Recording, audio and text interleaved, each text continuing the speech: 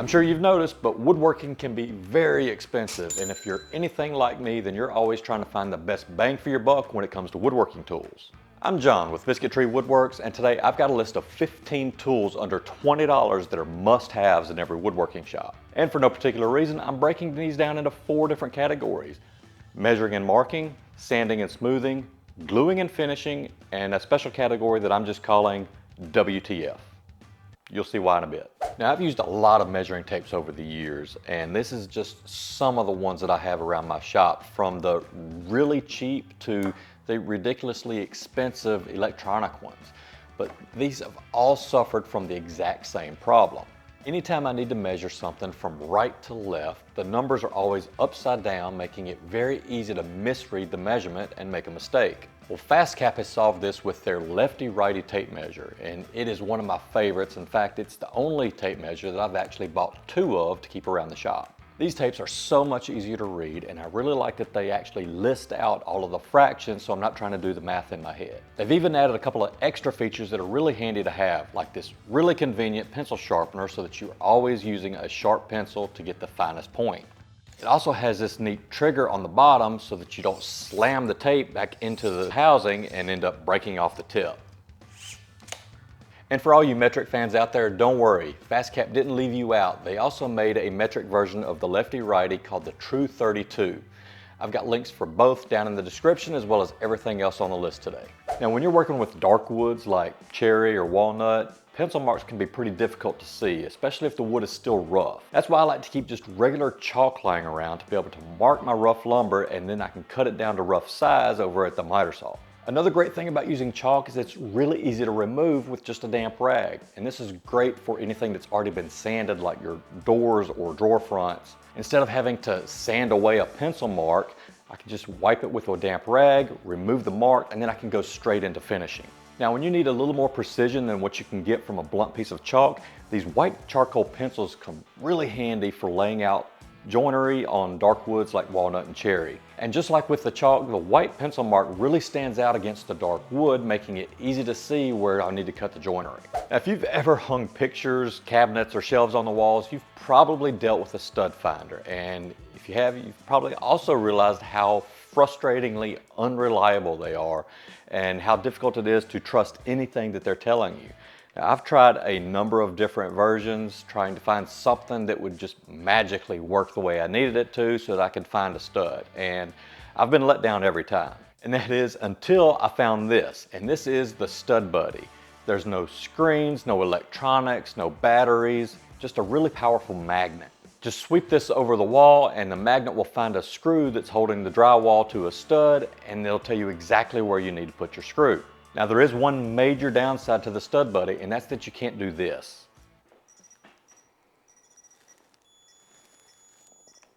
Yep, it works. Found a stud. Now, another tool that I use all the time around the shop is a pair of digital calipers. Now, you can get a really cheap set for about $20. It'll do just fine. But if you're willing to pay a little bit more, you can get a set that will show you up to the nearest fraction of an inch and not just the decimal readings. Now, the most common use for digital calipers is measuring the thickness of your boards coming through the planer.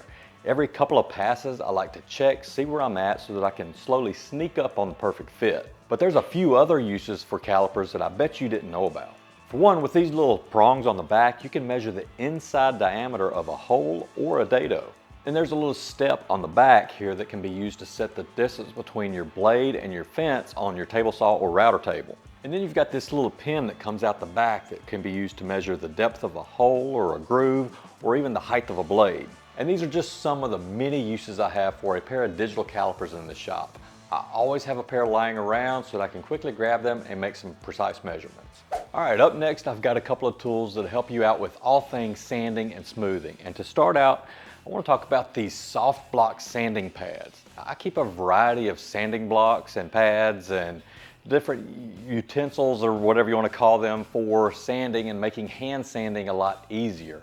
But when it comes to sanding curves or router profiles, these really are one of my favorite ones to reach for. Now, these sanding blocks have 2 different foam densities on them. One soft that really conforms to different router profiles, and the other one more dense so that you can follow curves. These are really easy to hold on to, so they make sanding much faster, easier, and not so hard on your hands. Now, if you've used random orbital sanders for very long, you probably know that it's usually not the motor that wears out, but the sanding pad. So frequently changing out your sandpaper pads or using too much pressure or inadequate dust collection can all cause the Velcro on the sanding pad to wear out very quickly. And when it does, the pads no longer stick and it starts slinging them across the shop. Replacing the pads on these sanders can get pretty expensive. So instead of replacing them, I recommend protecting them with some of these pad savers. Now you can get a whole pack of these for just a few dollars. Now these come in a wide variety with all the different hole patterns so that you can match the pad saver to the brand of sander that you have. They also have thicker ones with a thick foam cushion so that you can use your random orbital sander to go over curves and profiled surfaces. Now when it comes to sanding, this is incredibly useful to have. Now this is just a roll of rubber drawer liner. I'll roll this out on my workbench and this does a couple of things for me. One, it adds a nice cushion to the workbench and provides some grip so that the wood doesn't slide around when I'm trying to sand it. Second, it gets it up off of the bench so that if there's any glue or grit or anything on the workbench, it's not embedding into the back side of the wood while you're sanding. So then you flip it over and you realize you have to sand all of those marks back out. So this really helps out and speeds up the whole sanding process. And for just a few bucks, you get an entire roll of this stuff that will probably last you your lifetime. And it's a whole lot cheaper than those bench cookies. All right, so that's enough on sanding. Let's talk about glue for a minute. Now, on almost every single project that I use, I'm using Type Bond wood glue, and I really love this glue. However, their bottles, not so much, and specifically the caps. I don't know, is it just me or are these caps just extremely difficult to open sometimes? So I've got a solution, and that is just these regular condiment bottles that you can pick up for like $1 or $2. Now, I find that these are the perfect size, and if you use several different types of glue, I just mark on them what type of glue is in there so that I know what I'm getting since it doesn't have the label. Just make sure you do get one that does have the cap on the end of it, because if you leave this uncovered, the glue is definitely going to dry out. And for a bonus tip, you can buy bigger bulk bottles of glue to refill these and save a few bucks. Now when it comes to spreading the glue, you've got a few options. You could use silicone brushes, you could use scrapers, you could even just use your fingers. Why would you do that? It's so crusty. Oh. But for getting into really small spaces like finger joints, dovetails, or dados, I really like these little acid brushes. Now these are small enough to really get in there to get the glue spread around. And for like 15 cents per brush, these are really hard to beat. And bonus points if you store them in an old coffee can. Now when you need to spread glue over a large surface area or over a lot of boards that are lined up, a little brush just isn't going to cut it. Now glue spreading cards and paint scrapers, those can work just fine, but actually the best thing that I've found for the job is called an ink roller. Now this is by far the fastest way I've found to spread a lot of glue very quickly, so you can get your boards clamped together before your glue starts to set up. And these things last literally forever. I've had this one for well over 10 years. Just run it under some warm water and the glue comes right off, even if it's dried on. Now in woodworking, we use a lot of different chemicals, different stains and dyes and epoxies and thinners and finishes and just lots of stuff that either needs to be stored or transported and often cases mixed together for us to use. So for all of these, one thing that I've found that really works well are these little to-go cups. Now these are pretty much the perfect size for almost every project that I do. And it's got these little lids on them, so if you apply one coat and you still have some left, you can pop the lid on and use it again later. You can also just use the lid itself as a little dip tray for glue for really small projects. So these are really awesome. I really suggest getting some of these, and they work with a wide range of chemicals, so you don't have to worry about this melting or dissolving when you put something in it. And then once you're done for the day, use the cup again to celebrate another good day in the shop.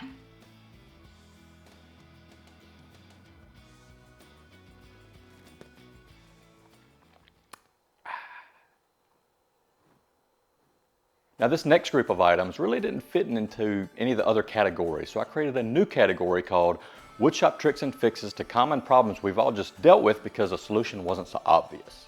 which of course that's a little too much to say. So I just shortened it to WTF. And really, some of these are really going to make you think, just what the? First on the list is a fix for a problem we've all dealt with at some point. You're cleaning up your shop with your shop vac, and then suddenly,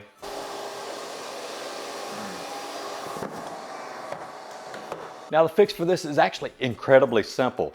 You just need to drill a couple of holes into the side of the floor attachment for your shop vac. And then you're going to attach these sliding door hardware, and bam!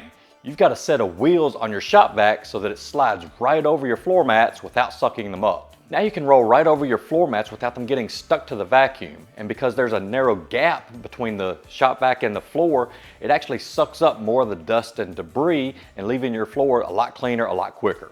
Now something that's always frustrated me with cans of stain and finish is getting them out of the can and into a container so that you can actually use them on your project. The problem is when you're trying to pour something out of these cans, it ends up running down the side of the can, making a big mess all over the place and on the side of the can. And then to make it even worse, when you try to put the lid back on and seal it, you end up splashing finish all over the place and making a mess out of everything all over again.